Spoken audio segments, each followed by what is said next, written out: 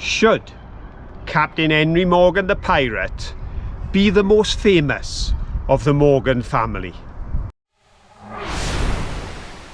Today we're at Tredegar House and we're going to see the splendour of this mansion that screamed the wealth of a couple that transformed it from what was a stone manor house to a brick mansion in the 17th century. And we will also answer that question because I believe that it wasn't Henry the pirate of such notoriety and fame, who is now on the label of whiskey bottles around the world, who deserves to be the most noted and famed of all the Morgan family. Well, you can see the splendour in the gates. Let's take a look around and see the splendour of the grounds and the gorgeous house. Look at these gates. Now that's a real bit of posh, isn't it? You can imagine your visitors calling round and thinking, oh, they've done well for themselves. And then when the gates open and they walk up the drive, they think, oh yes, they definitely did well for themselves. Start your family trail this way.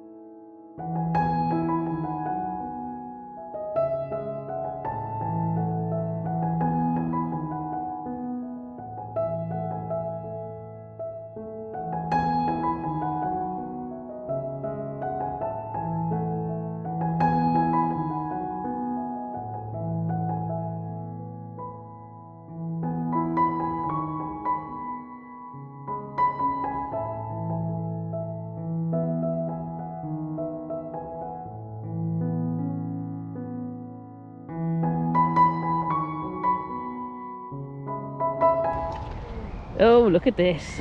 You've got some daylilies. Oh, it's very pretty. And some geraniums. Some sweet williams.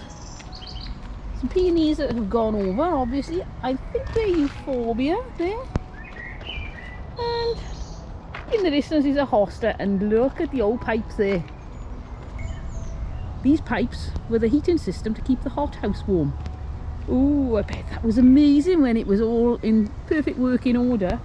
Actually, it cost them £362, 8 shillings and 2p to build that. Whew, there's probably that much money worth of just cast iron there. Times have changed. Yes, it was built in 1791. Prices have changed a bit since then. Just a little bit. Oh, look at this. I love that. It's a laryngium or a sea holly. It's very white. Look at the contrast between that and the conifer behind. Oh, that's beautiful. And then we've got, I think that's a yucca behind. Look at the flowers on this phormium. Very pretty. What a pretty herbaceous border.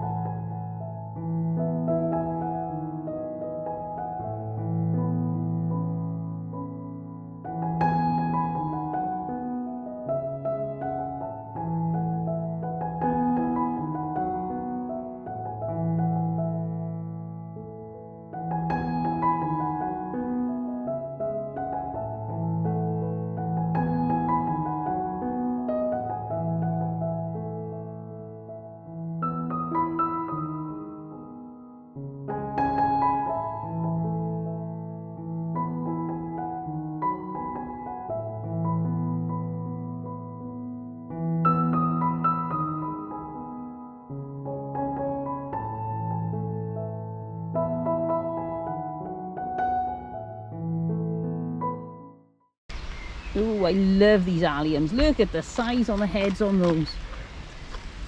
Oh, they're gorgeous. Originally they would have had blue flowers on. Now the flowers are long gone. It's been so hot. Oh, there are some more tall alliums over there and some poppies. And everything looking so dry. And over here we've got, look at that. Oh, I've never seen one like this. Seen little banana trees, or muso, I think is the technical term, or the Latin term for a banana tree. But I've never seen one this big. And look, there's the flower. And if you look very carefully behind the flower, you can see the baby bananas. Oh, I love it. I want one. I want a banana tree. I wonder if it will grow in the Welsh valleys. Okay, I was impressed with the alliums before. Look at the size of those. They've got to be at least 12 inches across. They did Sputniks. Oh, I love them. I'd say they were nearer 18 inches. 18 inches? Yes, I think you're right. On the most extreme. Very lovely. Oh, I want some of those too. And these ones now look quite small in comparison. No, I don't want those. I want the huge ones. It's interesting that although flowers are beautiful, look at that. All the seed heads, I think, are just as impressive. The size of those poppies, they are enormous. Probably 4 foot high, some of them.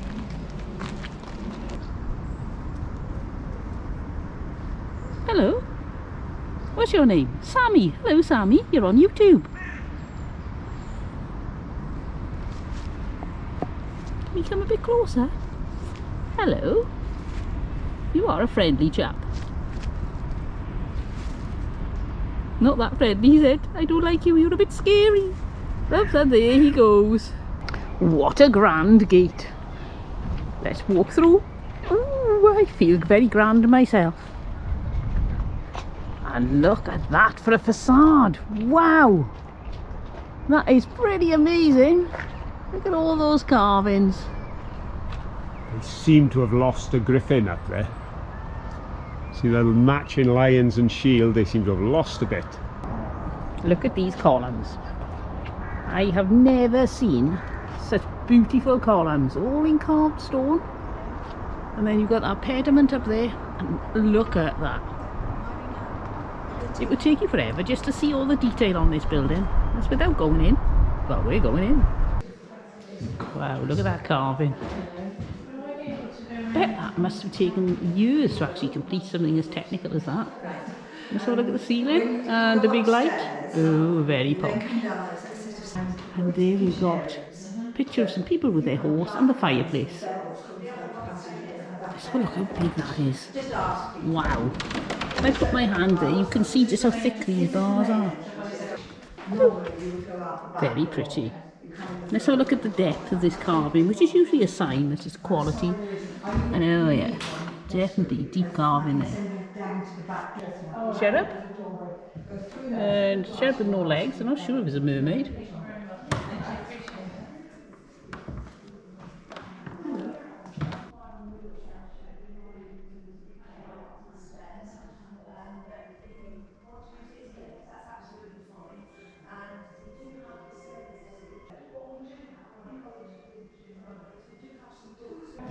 Oh, I can see this room looks amazing before we even get into it.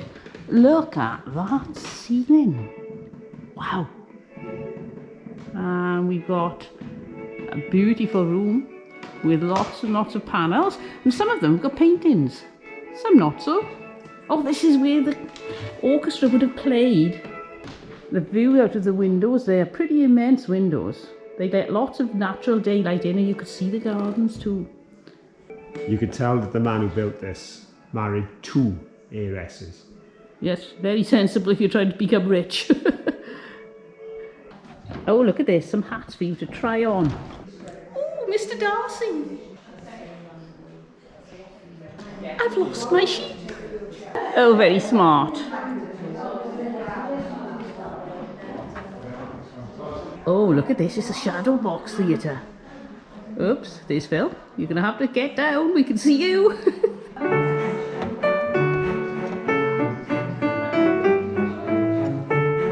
Oh, here comes a horse. He's saying, hello, Mr. Kangaroo. Oh no, there's a house in the way. I can't see you, Mr. Kangaroo. Where are you, Mr. Kangaroo? Here I am. Boing, boing, boing, boing, boing, boing, boing. Hello, Mr. Horse. Kiss a kiss. Mwah. The end. Oh, I'm peckish. Let's pop into the dining room. Oh, yes. I think I'd enjoy eating here. In the summer. I bet it was freezing in the winter. Although they did have a rather large fireplace. And with some paintings above to amuse you. Now this is looking a bit more Victorian over here. You can tell it's not quite as flamboyant as the other side. And still a lovely view out of the window. Look at these curtains. Wow. Just lifting those. Well, let's have a look. These tassels are heavy enough. Can you imagine having to lift the whole thing to hang it on the curtain rail up there? It's a very large curtain rail.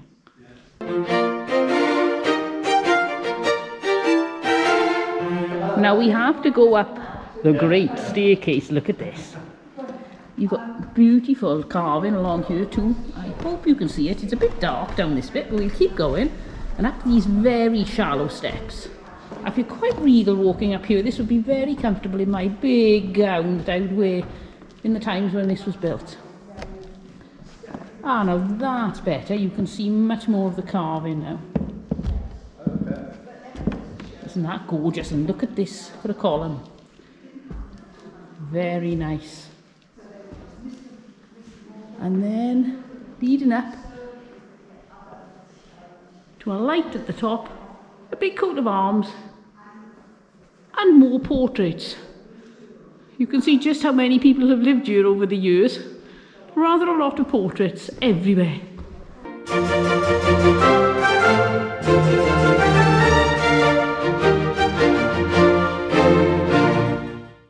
Look at that happy chappy. Do not enter, but we've got to have a look. Oh, look down there. Lots of pictures and massive curtain rails with massive curtains on. But we're going this way. Anybody need a bath?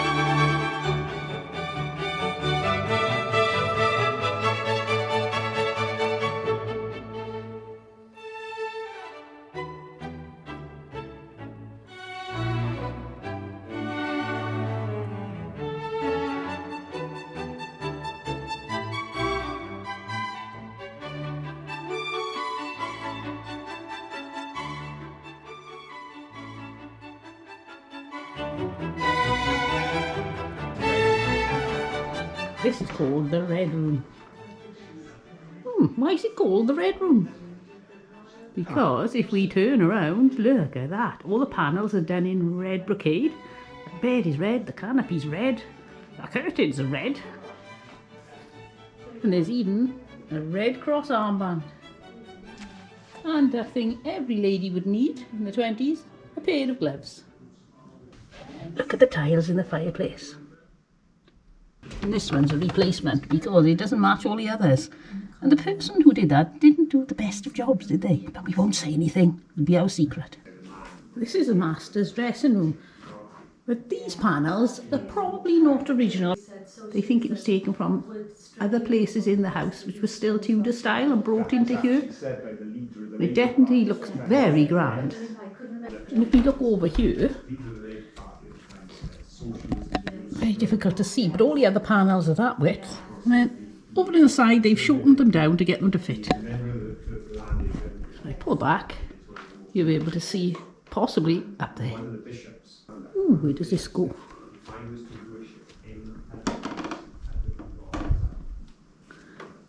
We looked through those glass doors over there to see all this, and now we can see it from the other side. But we still are not allowed through. Well, if you're visiting here and you fancy helping out, you could always do some cleaning. Look at these old things for cleaning things up. Right back to beating your carpets. Now this staircase looks much more utilitarian than the other one we walked up.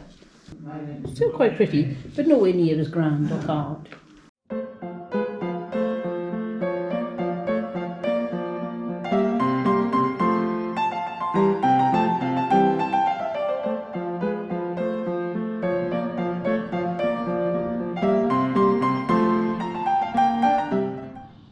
Oh, look down there. It's the game larder. And if you look really carefully, I don't know if you can see it, there are little like drainage channels in the floor. It's nothing macabre, it's that if this cellar did happen to flood, then all the rainwater could drain away. Oh wow, look at this. Oh, this is an amazing kitchen. They called it the engine room.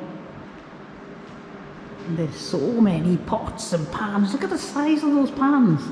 I can't reach to give you a comparison with my hand, but they're enormous. Lots of copper going on. We've got the range here with all the old cast iron pots on. This is a little bit more modern than the other one, and you can see they've got a sous chef working busily there, cooking some bacon. That's about the lovely copper pans. And look at the size on that one. You could bath in that.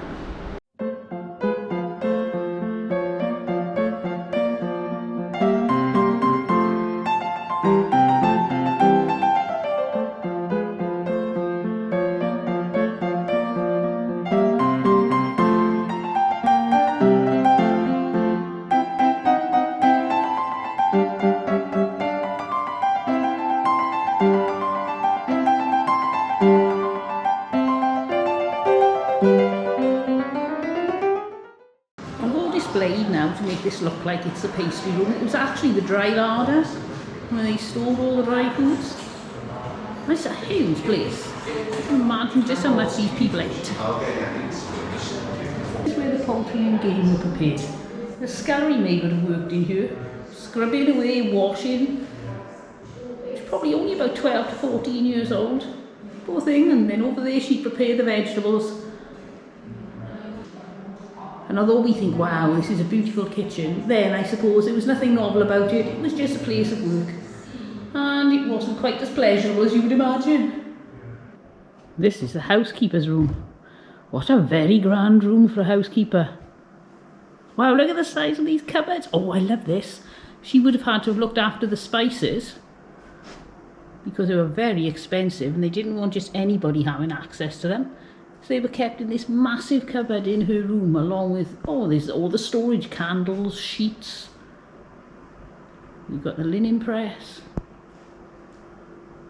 And this side is very nice. Ooh, afternoon tea, anyone? And we've got a lovely fireplace. With, no surprise, more paintings.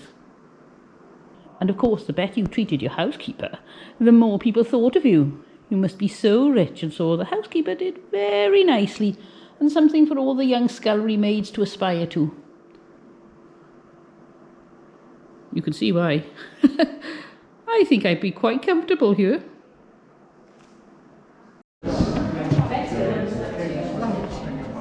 And this is the servants' hall. You can see the long tables where they would have eaten their meals. Not quite as opulent as the dining room we saw in the other part of the house. You certainly knew your place. And this is the window to the servants' hall. Very nice. Well, very nice for us. I would imagine that they were drafty and cold and weren't something to be very excited about if you were a servant.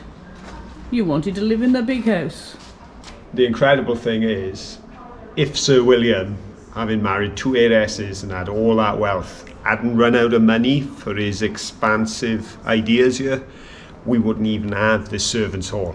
It's all that's left of the original manor house that stood here, and it's here because he couldn't knock it down.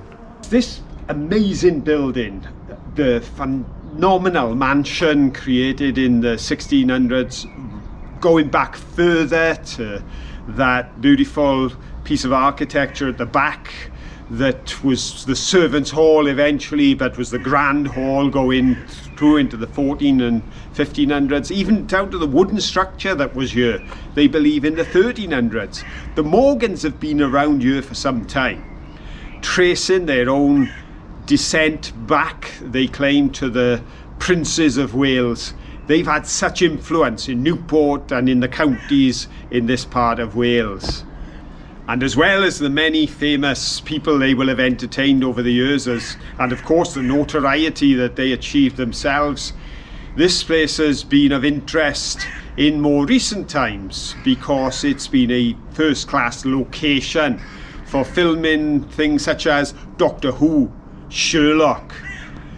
The Airy Bikers have been here. I've got a couple of their cookbooks.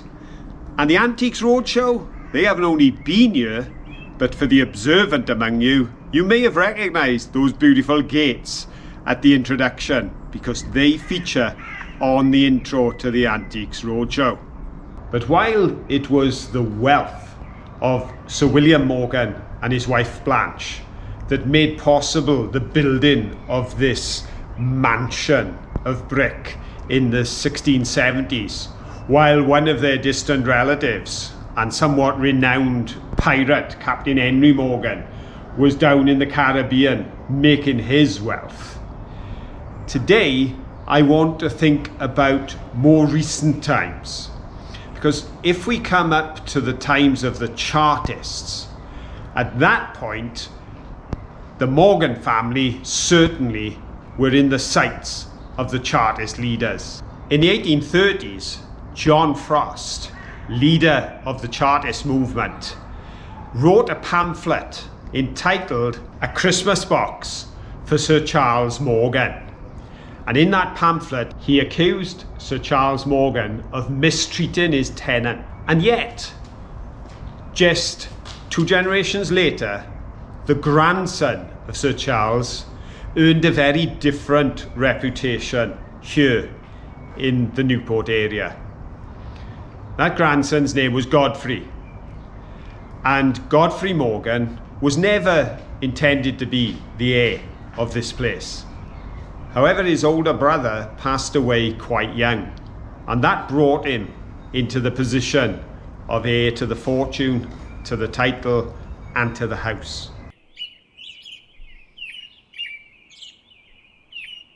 And in answer to the question that I began with today, it's Godfrey Morgan that I believe is the man that deserves to be remembered of the Morgan family, far more than Captain Henry Morgan, who was a privateer pirate who accomplished such great wealth down in the Caribbean, or his family who built all that we've seen today. Because it was Godfrey Morgan that really set the standard for generosity and philanthropy as the heir to this place. As well as not expecting to be the heir, his service in the military, which involved being part of the charge of the Light Brigade, that was an ill-fated manoeuvre that cost so many lives, could have easily resulted in Godfrey never taking up his inheritance here, as he did in 1875. In fact, the girl he loved was so convinced he had been lost in battle that she had married by the time he returned. And as a result, Godfrey himself never married and didn't have heirs to take on what he established during his time. He did survive, yes, as did his famous charger horse, Sir Briggs, who lived out his retirement here in Tredegar and is buried in the grounds. But what his master achieved here was fantastic, because he not only gave away land to create Bellevue Park and the Royal Gwent Hospital, he also established free library, technical institute and athletic grounds here in Newport for the people.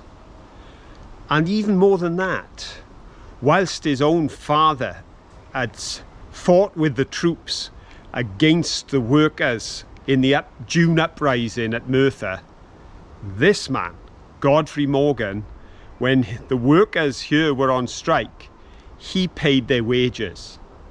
He also cut the rents for his tenants and went even further when one lady lost her husband and was widowed, and he cancelled her rent and let her live free in her home. It's no wonder that he was considered by so many to be the best of the Morgans in his time, and was given the nickname Godfrey the Good. And for me, yes, it's Godfrey Morgan who should be remembered, and I hope will be remembered, as the greatest of the Morgan family. And this is the kitchen garden. Now here they would have provided for the whole of the household from the things they grew here, and we got some mulberries there, and over the hedge there we've got some gooseberries. But let's see what else they grow in here at the moment. Obviously they don't need to feed a household now, so this is mainly ornamental. It's just for a bit of fun. But isn't it lovely?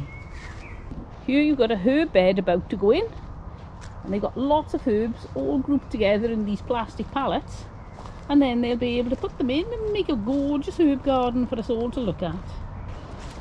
And of course lettuce. Every vegetable gardener just about grows lettuce, and those are my favourites. They're called Lollo Rosso, and if you just let them go to seed, the rosette stretches up and up and you get a huge plant that looks like a huge swirling dancing skirt on a lady.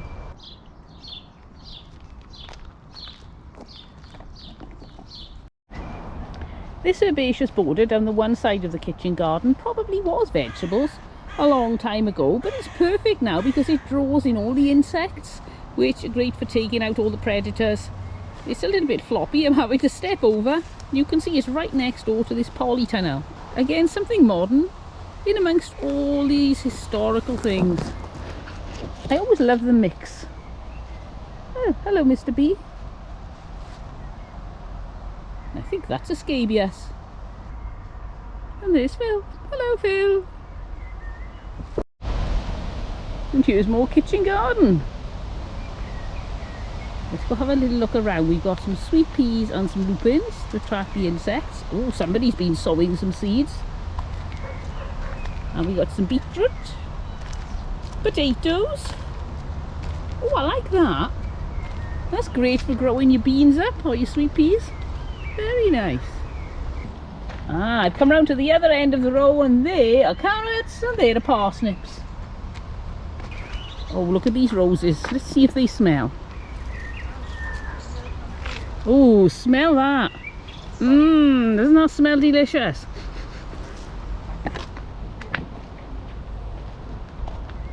Oh, I like these roses. Look at the stripes. Have a smell? No real smell, but very pretty. Lovely. Oh, courgettes, anyone? Now that, I'm guessing, is borage. I think I guessed something else with borage, I can't remember, but I think that looks more borage-like to me. I like that. Oh, it's like my big red poppy, it's just a pink one.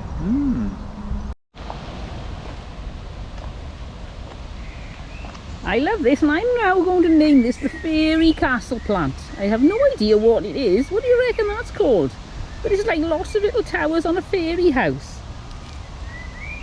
There's a whole village of fairy houses, or fairy castles even. Very grand.